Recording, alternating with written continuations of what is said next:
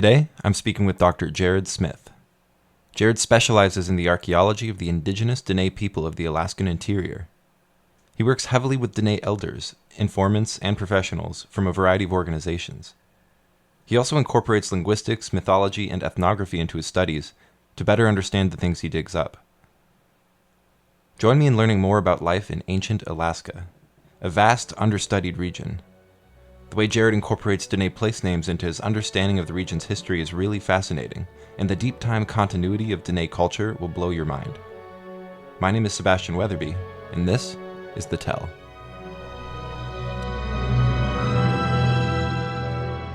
Hey Gerad, how's it going? Thanks for talking to me. Great, it's wonderful to be here. So, I guess the topic of the day is the book that emerged out of your dissertation, The Gift of the Middle Tanana. Mm-hmm.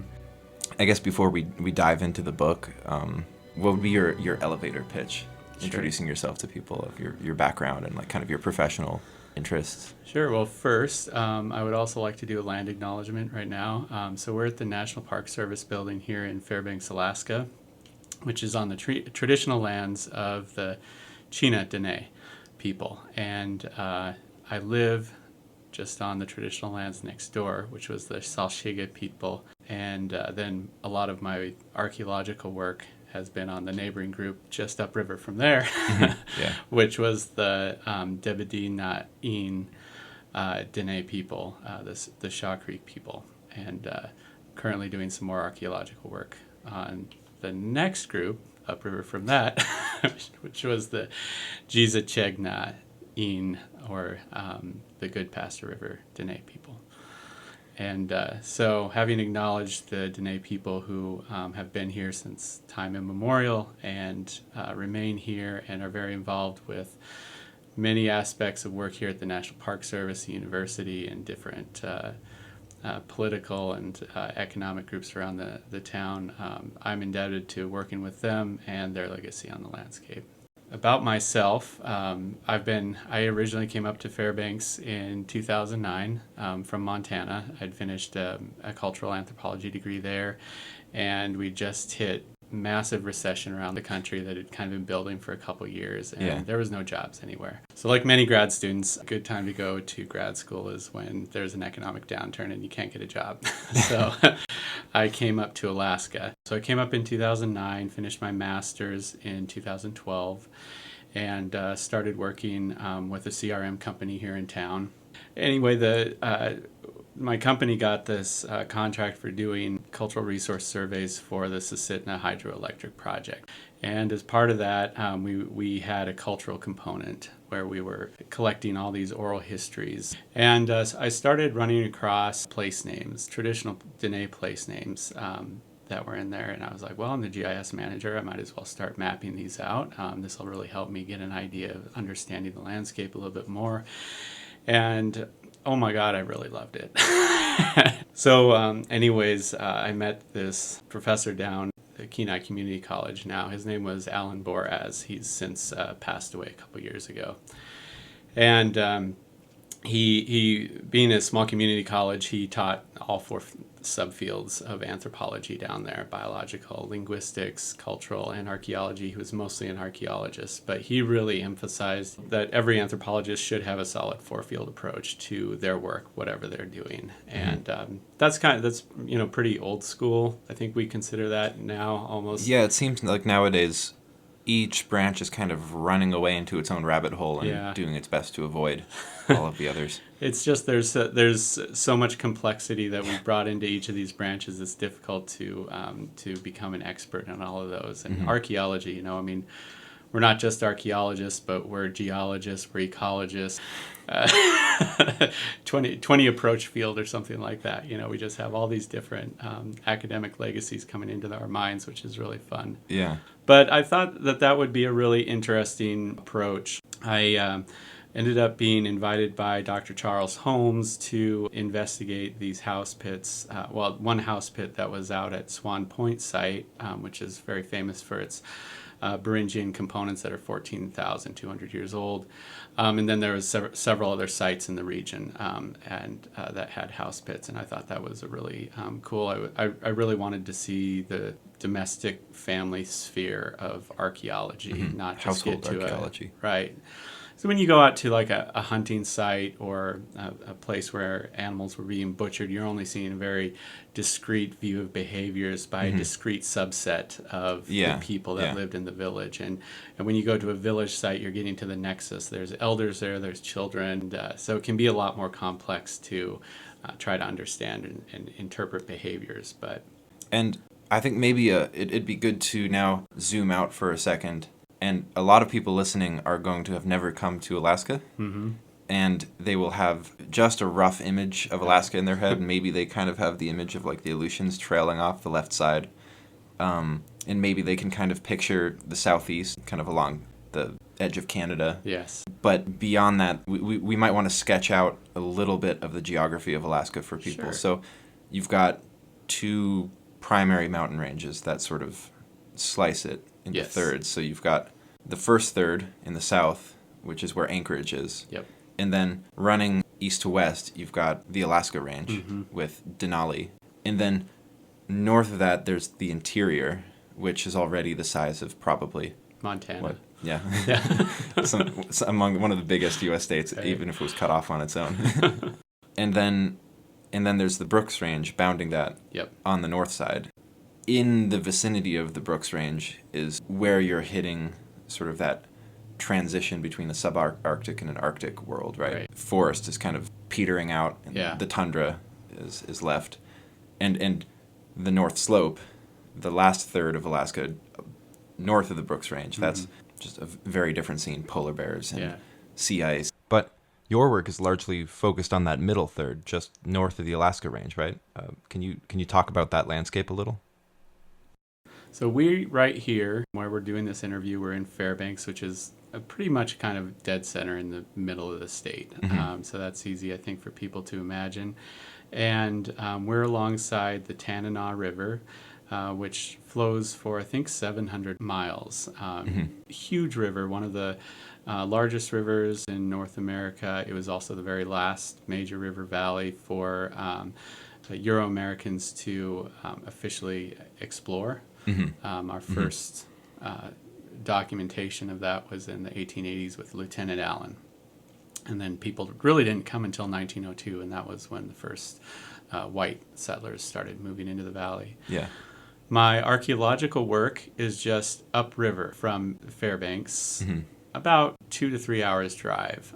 And so we call this area the Middle Tanana Valley. Currently, the native people here are part of the Dene. The Dene people can be described as having, I think, 56 official languages between here and Canada. And they've been bestowed the name Athabaskan as a sort of that was now outdated. Right. It was a place catch-all name that was described grass that was used for basket making. That was alongside a lake in Canada, and it was used by I think other native groups. Usually, people rarely ever have a name for themselves. You know, if you're describing yourself, we're just like, oh, we're just people, we're just us. But we always have names for other people around us, right? And so the native groups to the south called them the Grass Lake people, the Athabaskans, and they passed that on to the trappers, who passed that on to other whites and explorers, and it's carried over. And so if people are trying to learn more about this later and they find the term Athabaskan spelled with a C or a K, many depending different on where ways. you find it. Yes. That is referring to the Dene. Right. We should acknowledge, though, that this has become considered now a colonizer term, and so it's pejorative, and we're trying to raise awareness to not use it so much, and instead we use Dene, which in the Athabaskan or Dene languages means people. Yeah. Yeah, Dene people, Dene speakers.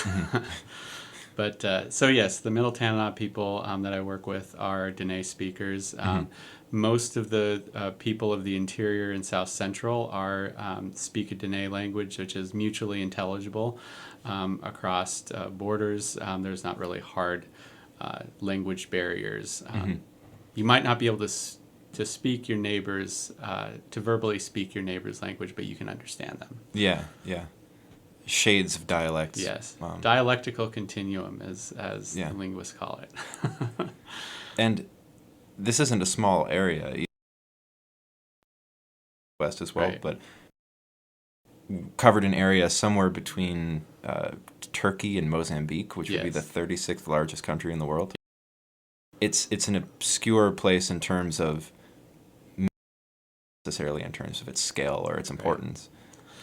Right. So I worked. One reason that I felt like the place names should be so important to understanding my archaeological research was, I felt like that would be a really unique and novel approach to my dissertation work. So I just started asking different elders, as I worked with them or encountered them, or you were teaching an archaeologist, what would you say is the best way to start understanding archaeology, local archaeology here in Alaska from a native perspective? And one after another, they just would think for a bit, and then these elders would tell me, start with the place names.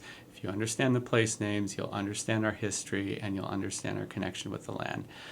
And I honestly had no idea what that meant, but I was like, all right, that's enough for me to run with. So I started working really closely with different linguists here at the University of Alaska Fairbanks, and their unpublished notes that are just kind of curated here at the library, and mapping just every single place name I could get mapped. And there are thousands of place names mapped at this point, right? We've mapped 500 here in Dene place names here in Alaska alone. I've also done a lot of mapping with the surrounding languages, Ayak, Yupik, Unangan, and Inupiaq, just to help understand those borderland and contact areas. We have mapped a statistically equal number of native place names as official English place names in the state now. Wow. And it's really incredible because we, as just human beings, we can't, no single person can ever memorize that many. I think someone once did a study where it seems like 500 place names is an average that any single person can ever remember. And that just kind of plateaus there. Huh. And so we have this data set that's really been orally curated across communities, and we never found, like in all, I think, I had several hundred, I think it was 6% of the place names, Dene place names, were elicited into at least two different languages, neighboring languages, and 80% were elicited by at least two different speakers. And I still have yet to find speakers that say, no, this place was named such and such. No, this place was named completely different. It was always in agreement, which is just absolutely incredible. And so that led us to this hypothesis that these place names are not fluid or flexible. They're not being reinvented or reimagined every so few generations, but actually this is a curated data set that's heavily conservative. Basically, these names are very ancient, and there was a cultural impetus, whether it was recognized or not, to maintain those names as they were and not change them. There was something related to that I wanted to ask about when reading your book. You mentioned the idea that you can see traces of older languages left over on a landscape. So, for instance, maybe you could find a place name in France with a Celtic root, but that's not really something you see a lot of. Right. That is really developed in England, across Great Britain. We have, historically, we have the British Celts in their language, which was, then the Romans came in with Latin, and then the Saxons came in with their Old German.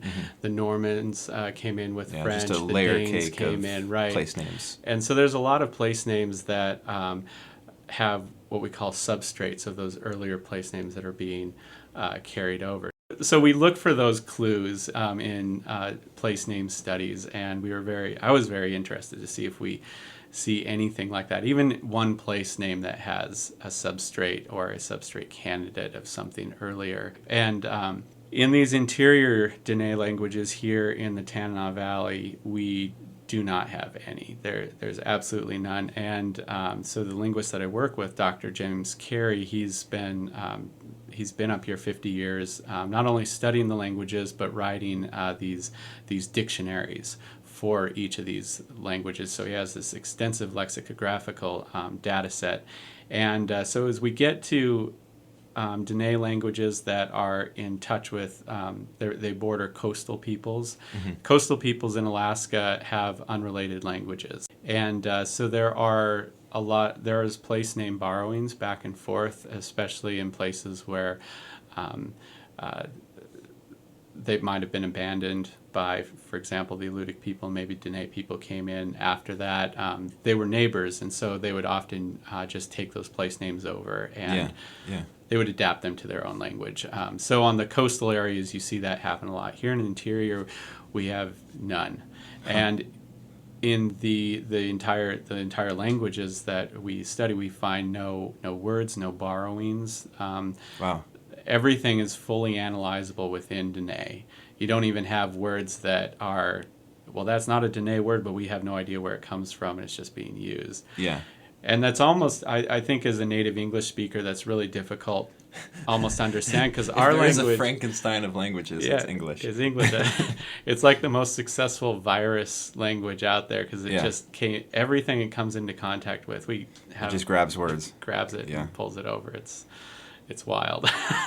So we have two different spectrums, English and then Dene. So then the message of that is a deep continuity, right? Of this landscape not seeing successive cultures replacing one another or competing for the same land or new dominant language groups. And that seems to be a theme that recurs in your book, is this continuity, this right. So we see that we establish that, okay, these languages were here. They didn't supplant someone else. And that can mean one of two things: either they were the first people here and there was no other people, there was another people here and maybe there was some sort of abandonment, mm-hmm. And they came in after. But unfortunately, since this language was never written down, we can't correlate it to archaeological artifacts directly, right? Yeah. So that leads to some more brain stretching. Like how do we establish a temporal understanding to this language? What means time immemorial to the rest of us, right? Yeah. And so Dr. Carey provided this a wonderful model back in the 90s, where he just took one stem of a place name, for example, the word river. Mm-hmm. So anytime you have a place name for river, it would have the name of the river, like perhaps you have a river that means sheep river in English. Mm-hmm. You would say Debe, which in Dene means sheep, and then you would add na at the end, which means river. So Debe na means sheep river. Mm-hmm. And just like in English. So almost every name for a stream has that suffix at the end, or root or stem, that just means river. So mm-hmm. we take that and then we look to see how that word changes across different languages. Does everyone have the same one? Do they all have little subtle differences, right? So in Denina, Otna, these places in south central Alaska, where archaeologically we can see they've only been there for about 1,000 years, they use the word na for river. And so we say, okay, they use that word for river. They've only been in these places for 1,000 years. Everybody seems to acknowledge that. There's no question either that also with traditional knowledge down in that area. We'll say that's the last form of this word to evolve, the simplest form. So the next oldest one is a little bit more complex, and that one is Ndig. And that is used here in the Middle Tanana. And if you move a little bit further upriver, you have... Upriver being the east. Yes. A little bit south and east. Nigan, which is a little bit different, a little bit more complex. And then you have, and it comes from these Proto-Dene root words, Nika, which means The river's over there. The river is outside our territory. Which is kind of an interesting way to think about it, because it almost puts a perspective. Yeah. And so we had this a seriation model of this word for river that developed. And the very oldest form of naming a river comes from the word tu, which just means water. And most Dene languages will have a word that sounds very closely like that too. And so in the oldest, the core regions of Dene linguistic areas, which is northern BC and southern Yukon, all lakes are named tu. It's just water. All rivers are named tu. When you get into the upper Tanana, the rivers are named tu, but the lakes are not. They're given a very unique identifier, which is men. So now it's like water that's in lakes is being differentiated from water that's in streams. And then as you move a little bit further down, you have another differentiation that happens. Now we're saying, well, water that's in rivers we're going to call stream, and that's Nigan, Ndig, and then finally Na. But also in the middle Tanana region, we have a very unique reversal from Na, which is Nda. And so if you go to the very central part of the Tanana River, we see like about 16 streams that are named Nda, and that also means stream, but it's just a very subtle reversal. And so we look for those clues that say we can actually pinpoint where these names developed and then seriate it out on across the landscape. And we only see that along the Tanana River here in Alaska.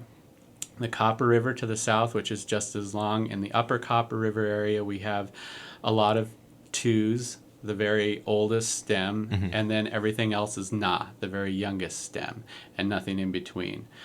We see the same thing with the Yukon River. Other rivers, it's just mostly just Na. And so that really tells us that the Tanana Valley for Alaska and the Yukon Territory, Dene, was probably the core area of linguistic antiquity and development for all the Dene people.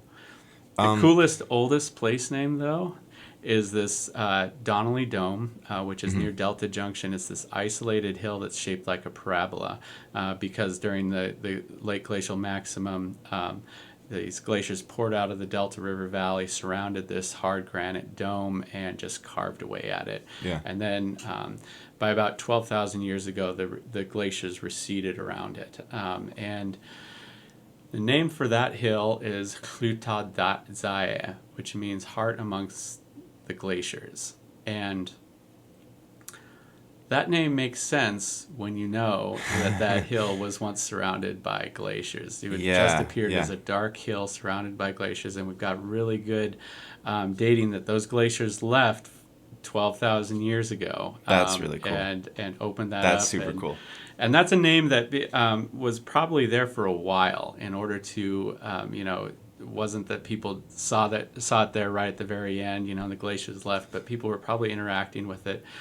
The Swan Point site is within sight of that hill. Swan Point being 14,200 years old at its very oldest. And so we actually have a good likely evidence of a place name corresponding with that very oldest human component there, which I think is just mind-blowing. Yeah, because one thing for those who don't know of Swan Point, if you leave aside Bluefish Caves, which there are many questionable elements to, then Swan Point would be the oldest site on this side of the Bering Sea that is known. Yes. Yeah. And I think, it's one thing to say, we have a place name that seems to describe an Ice Age landscape. It's another thing to say we have a chain of place names that describe the entire ecology, about every 1,000 years since the Ice Age to today. And I think that's why it's so important to make those linkages across time. Yeah. So I want to zoom in a bit now on the middle Tanana region. And I guess to start with, so it's running east to west on the north side of the Alaska Range, and it's in this really verdant, kind of endless boreal forest kind of environment. How many people occupied that landscape, which I believe you said was about the size of Belize? So it's smaller than most U.S. states, but... Right. maybe larger than a few in the east. Yes. It's not a tiny area. The Middle Tanana people, and we're just talking about dialects here. There was maybe 500 people about the time of the turn of the century, and they'd already had a couple of diseases move through and reduce the population. So it's not necessarily representative Right. of who was always there. I suspect there was never more than 2,000, in a really good, where resources are abundant and everything like that. But 500 people was probably a decent low population, natural low population. Yeah, so people are strung out in a sense at a really low density on a huge landscape, and one which it's not always super easy to get around in, between dense forest and thick kind of tussocky tundra in the uplands, and swampy sections filled with black spruce, I think it is. Yes. How do people maintain cohesive social systems between groups that are, spread out, so disparate? This was something that the traditional oral history and knowledge really helped me out. We don't have tribes here in Alaska. The Dene people traditionally organized themselves into clans, which you inherited through your mother. And you were heavily encouraged to marry outside your clan.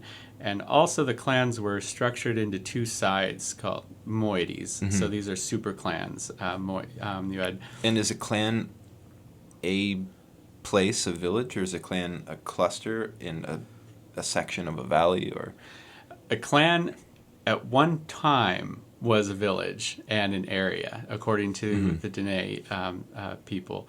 And at one time in the past, they were endogamous, meaning, so that's much more kind of like how we would think of tribes. They had a discrete territory, they had a discrete village, and they all married within that discrete people. And then at some point, things needed to change, and the family structure completely changed to an exogamous marriage where you only married outside your clan, and then you married clans that were of the opposite moiety. So all the clans, there might be 3 to 5 clans on your side of the moiety that basically were all considered your brothers and sisters. You just would never think of marrying them. That's kind of gross. Yeah. So you tried to always marry someone on the other side of the moiety. And so it was very, very, very important that you knew how everybody was related. And so it's really easy when there's low population. And so just a couple thousand people up and down the river. And there's no family records that are written. All the family records are instead maintained orally. And so you always went to the elders and were like, who's married to who, who's related to whom, who am I allowed to start flirting with the next trade fair or whatever. And so what happened was, at some point in the past, according to oral history, there was a lot of strife between the Tanana people and the Copper River people, the Tanana and the Atna. And when you have a lot of strife between two populations, you can either fight it out or you can come to a peaceful solution. And so what the Dene decided to do was to come to a peaceful solution, and they instituted the ritual of Potlatch. And so the Potlatch is this gift-giving ceremony that happens where a host family takes in another family, and they basically gift them all of their wealth that they have accumulated over the course of usually a year. And this would be a big event, like a party, and probably a lot of people kind of coalesce for this. Exactly. And you would not only give away all of your stuff, but you would also give things according to the social rank that everybody in that opposite family had. Yeah. And you had one chance to get that right. It wasn't like you could never make a mistake, because if you made a mistake and you were like, you gave the wrong gift to the wrong rank, you messed that up, everybody would remember that for the rest of your life, and you would lose all your social prestige, right? So there's a lot that's riding on this. Yeah. So it's not just a feasting event, it's not just a gifting event, but it's a way to bring competing families together, and instead of competing violently, trying to take over each other's resources, you're actually giving the other people your resources and saying, hey, it's more important that we outcompete each other through gifts than we do through warfare or things like that. And I would think that this is, at some level, deeply necessary and kind of adaptive to be living in a place like the Alaskan interior, where I assume you need those communities for Right. exchanging partners, for example, marriage partners, or for maintaining trade connections. Right. I'd assume people upriver or downriver being the next node along these essential arteries. It seems like it wouldn't make sense to have sort of a constant cycle of intense high level violence that Exactly. wouldn't It just can't make be sense. maintained. It's Yeah. too expensive. So I was really curious as to when this change happened. It's interesting that we see it in the oral history. What might have caused it? What are the material causes for it? Can we see those reasons in the archaeological, the ecological record? About 1,000 years ago, we entered into a cooling phase. And roughly across the North Pacific, and that really was beneficial to the salmon populations along the coast. And so the salmon populations really expanded in numbers greatly during that time, and that was in turn very beneficial to the human populations, all from the coastal California all the way up into coastal Alaska and the Bering Sea and everything. And so there's so much extra salmon, a lot of extra energy coming in. Human populations doubled, quadrupled Wow. across all the Pacific Northwest coast, and that caused a lot of social chaos. As you can imagine, all of a sudden villages are growing, households are Increasing growing. competition. We start to see the adoption of multifamily houses being built. Yeah. People don't have to follow resources around the landscape as much now they can store food, for example. So they're becoming more sedentary. They're aggregating into larger communities, which I assume would bring more. What would you say? More complexity or more hierarchical sort of systems of maintaining. Right. Anytime you have like a surplus of energy, that energy is going to go somewhere. And a lot of times when we experience that as humans, it translates into increased cultural complexity. And so the people on the coast, the coastal rivers, are participating. They're benefiting directly from this. People further into the interior parts of Canada, what later became the United States and Alaska, they're seeing that, they're wanting to participate into that we want that energy. And so we see a lot of population movements of different languages and cultural groups moving across. Yeah. And there may not have been enough resources for everyone. So there was probably some fighting initially, but then people had to figure out how to live together. And so the potlatch, according to oral history, was what solved that problem and tied people together. And That's so really cool. They start sharing the land. They start sharing, competing for resources in this potlatch thing. And then as part of the potlatch, the elders get up and they recite the lore of how everyone is related. This person is the child of this mother, and this father is the child of this mother and this father. And they would basically recite how everybody that was there present at the potlatch was related to each other. And that was how you knew who everyone was in relation to you, who you could So it's marry, really who was your this friends. sort of Yes. critical institution for reifying all of these Yes. Yeah. structures that maintain stability, especially as population density increases, and that this is what allows the system to grow in a stable way. Yep. And we have analogs here in Yeah. the United States today. Our own population has grown, doubled 4 or 5 times in the past century. Yeah. We're kind of stabilized for a while, but our own, our birth rate is falling, and so we've had to welcome immigrants into the country, to help fill those labor voids, those people voids. Different cultures coming in, and we see a lot of cultural strife that happens economically and politically. Our system of governance, just like the Dene system of governments, is split into 2 large camps. We don't call them moieties, we call them political parties, right? Yeah. And, and we're in this period of heightened political rivalry that is for the most part, nonviolent between whether you decide to call it liberals and conservatives or Democrats and Republicans. Yeah. But we are in a period where we are reevaluating what it means to be a viable Sort democracy. of a great reshuffling, politically speaking and ideologically. But what if we took a card from the Dene Potlatch and, said on one day out of the year, the Democrats would give all their resources over to Republicans. And they would say, you know what? Whatever you want, we'll give you our votes on this. Today only. Right. And next year, it's the Republicans doing that for them. And it institutes a really it's a fascinating system. So there's two sites in particular that you study that are I guess mostly pertinent to the late Holocene, right? Mm-hmm. That are a later component of Swan Point, and then another site called Pickup Sticks. I guess to start with, maybe could you just tell me a little about those sites, and then what does archaeology get to contribute as well? So I was initially attracted to these sites because they had preserved house pits, which in the Alaskan interior have been overlooked archaeologically, unfortunately.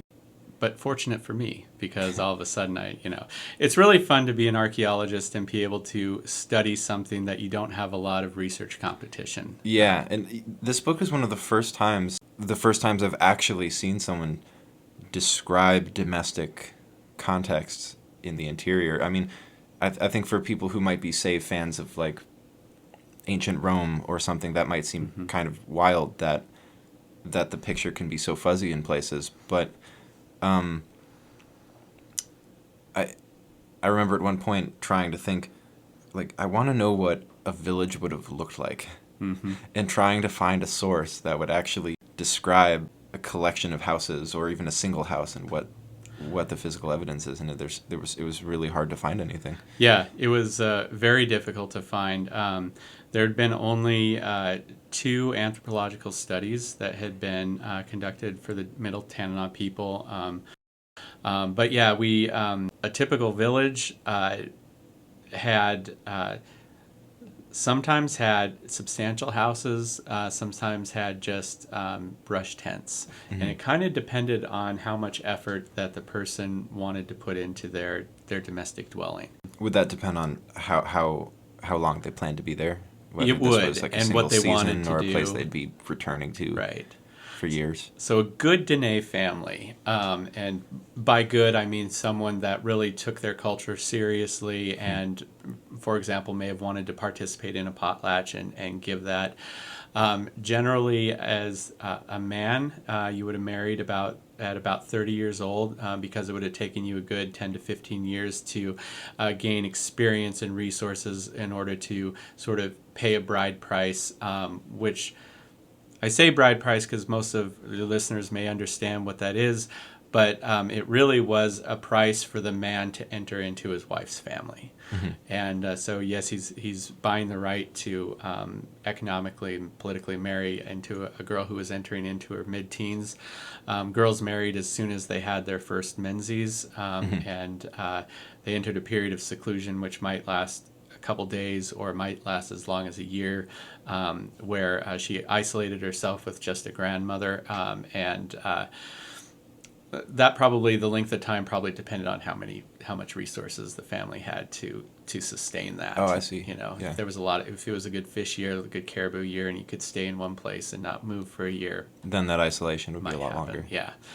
But that was a deeply powerful time for a young woman, because the creating power of the universe was basically coming within her and transforming her into this being that could create. Right? She can now create new life within her womb, something that men cannot do.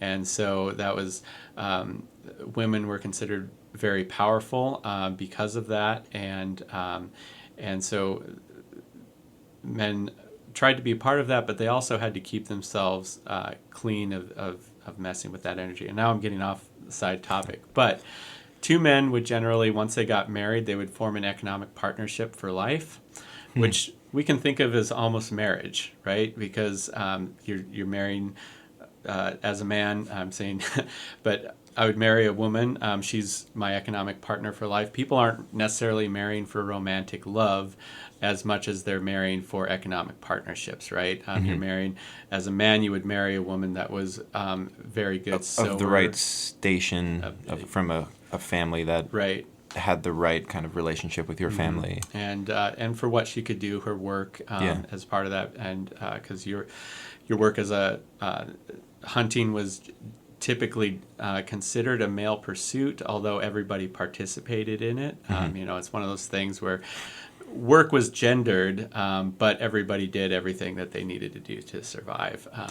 Right, yeah, because so in a cultural norms bend to utility when... Yes. Yeah. So in a proper world, men hunted big game, brought it home, and they participated in the butchering, and then women did the sewing, the processing, taking care of children. In the reality, of course, everybody did everything. Yeah. So that when these two men would enter their families into an economic partnership, a whole other form of marriage, they would actually move into the same house. And the houses were designed a little bit like the Iroquois longhouses, where one family was on one wall and the other family was on the other wall, and you mirrored each other. So the man's place was in the middle of the house, just kind of next to the hearth. The women's place was by the door on the other side of the house, and the wives mirrored each other, and their female children were in the front of the house, and the male children were in the back of the house. And usually you had also young male adults that were unmarried, and they would also be in the back of the house until they were able to go out and provide for family. And then the elders, any grandparents that you had that you were taking care of, they also lived in the back of the house.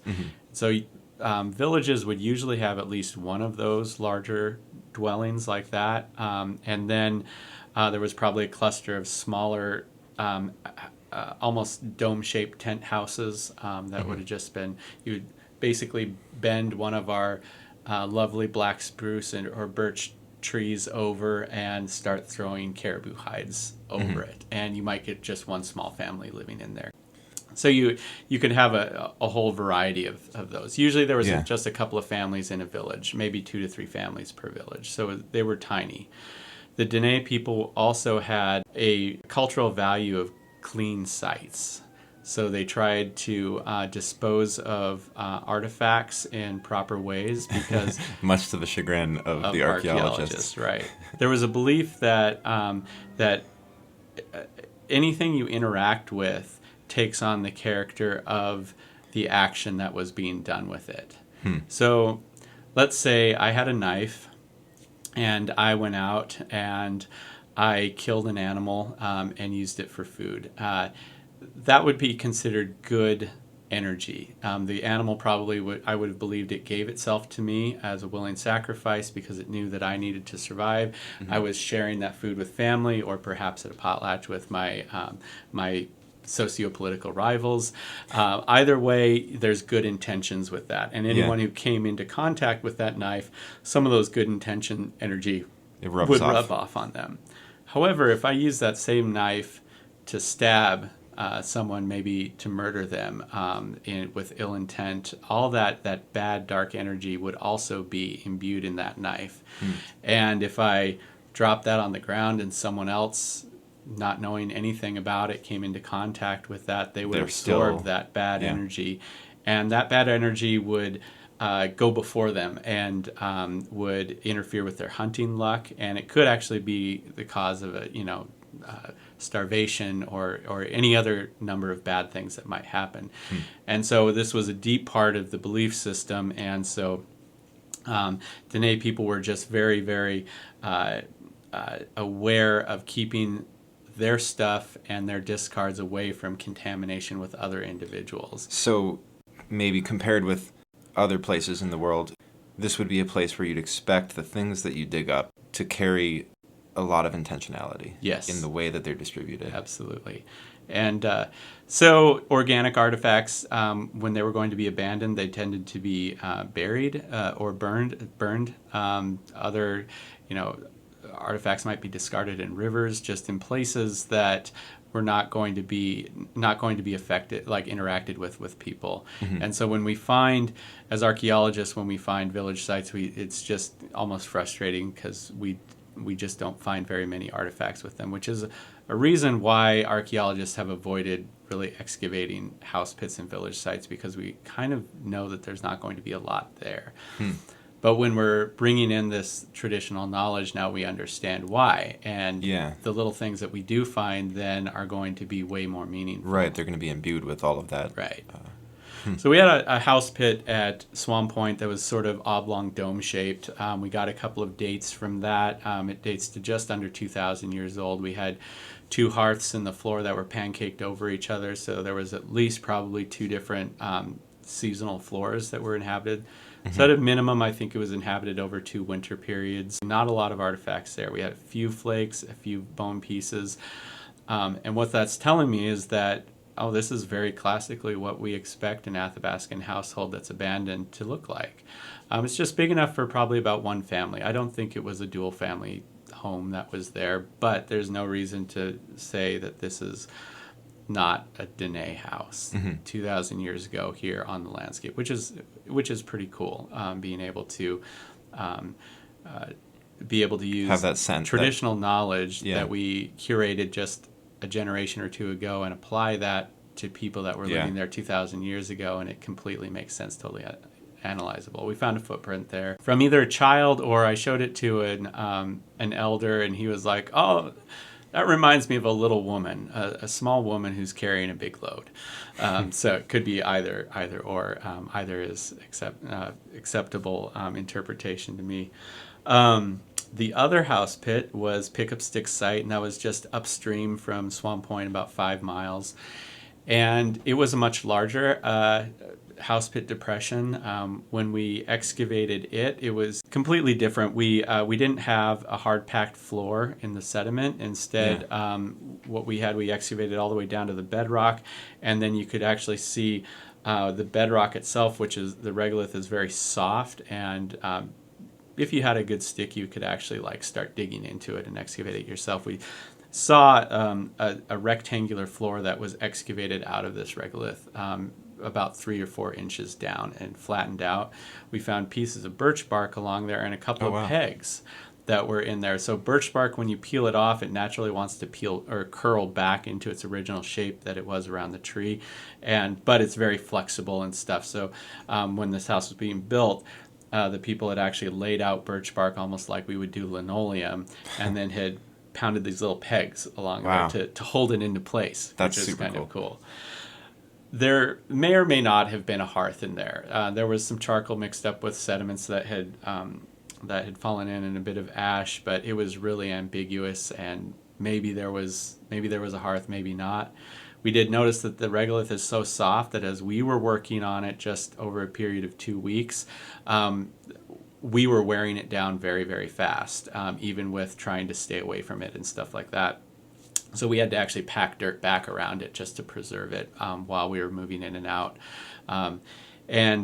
So that was very unique to me because it was unweathered, meaning, when the house had been abandoned and collapsed back in, that regolith wasn't exposed to the elements after it was originally excavated. And so it was just as soft today as it was 1,000 years ago when this house was built and excavated. And so that told me that people had not been in this house very long and when it was built, and found that to be kind of interesting. We found a scattering of artifacts that was around in there towards the front of the house. We found a lot of bone pieces that were charred, calcined, broken up.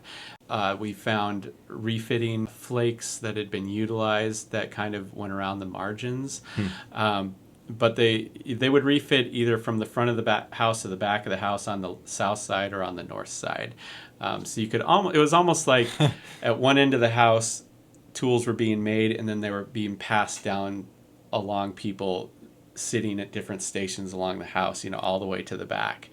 So I think what was happening there was stone knives were being expediently made in the front of the house, being passed to the elders who were in the back of the house to use, and which were then they were used along the way and discarded, Yeah. as they were broken, which was kind of cool seeing.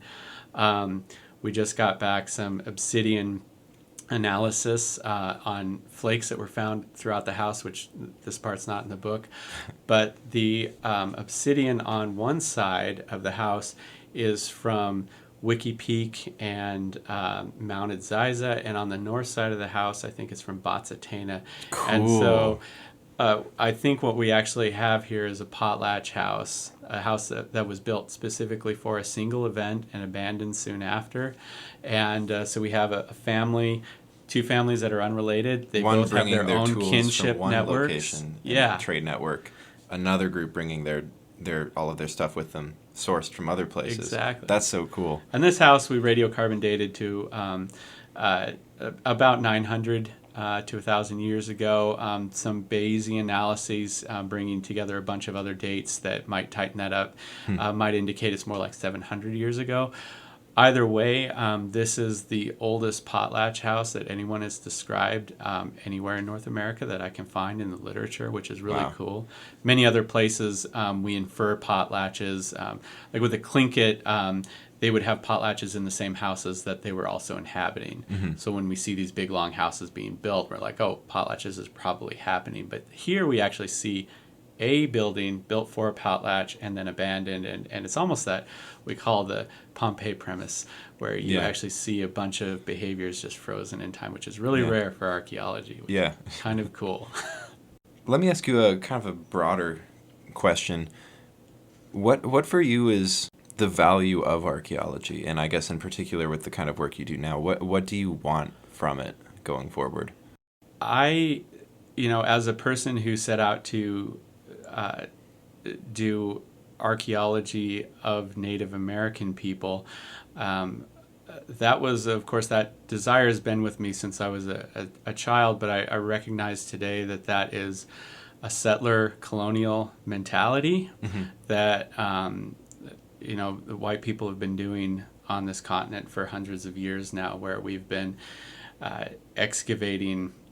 We've been ignoring the people who've been living here for thousands of years since the first people came here, ignoring what they say, their political institutions, their rights on the landscape. We've been taking all that from them, denying them their history, and then taking their cultural remains and putting it into our temples of humanity, which are our museums and stuff like that. And now we're really coming to a reckoning point with all of that. We've done bad in the past. These were not for good reasons, as much as we want to sugarcoat that. And so we can either stop there and throw out anthropology and archaeology, and just say we need to erase everything, stop it all, or we can say, how can we make this better? And so I wanted one of my work partners, my research partners, to come in today and discuss this with me. Her name was Evelyn Combs. She's a tribal member with the Healy Lake Mendes-Chegg people. Unfortunately, she was not able to come at the last minute. But I try to do all my research with Native people. And as part of that, it's been very important to me to develop research questions with the Healy Lake tribe and members, that they actually want answered. Exactly. So for me, I want archaeology to be a tool of empowerment rather than disenfranchisement of the people that it is, whose past it is speaking to. So my archaeology speaks to the Middle Tanana, the Tanacross people, and the original people of the Shaw Creek Valley, where these sites were at, do not live there anymore. Their descendants are now part of the lower Tanana tribes, the Chena tribes, and the Healy Lake tribes, which is why I work with the Healy Lake people today. Yeah.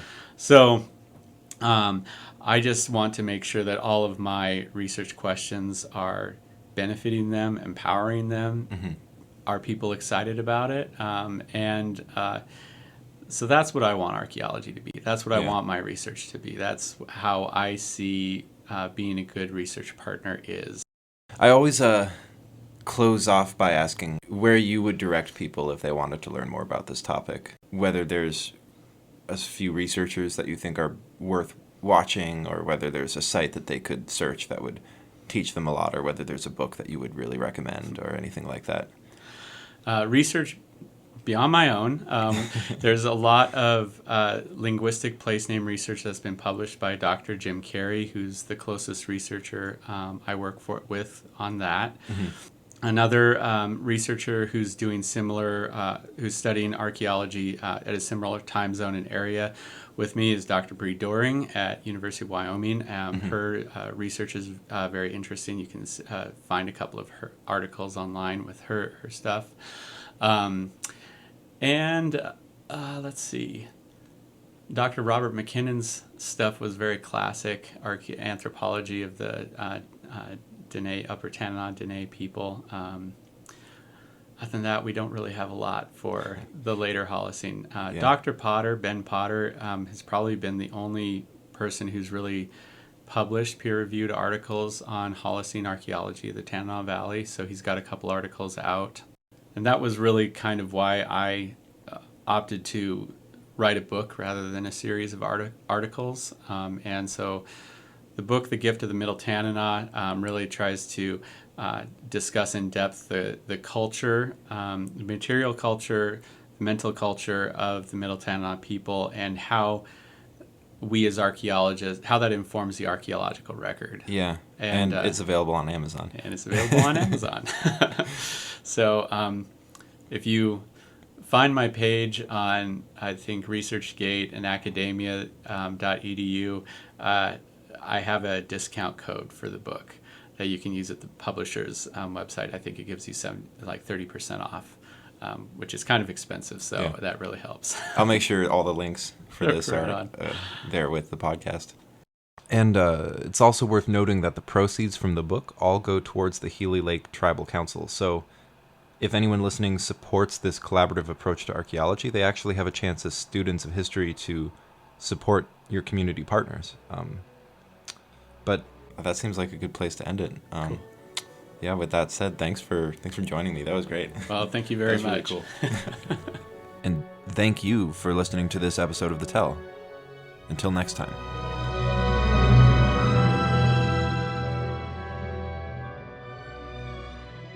Hey everybody. If you enjoyed the podcast and you want to help me talk to more people in more places, please consider donating. You can do so on my Patreon as a recurring donor, as well as on my website if you'd rather do a one-time donation. The links are patreon.com/Sebastian Weatherby and www.sebastianweatherby.com. Show notes are also available on my website, where you can find citations and comments and other relevant information about the things we talked about today. Thanks again for listening.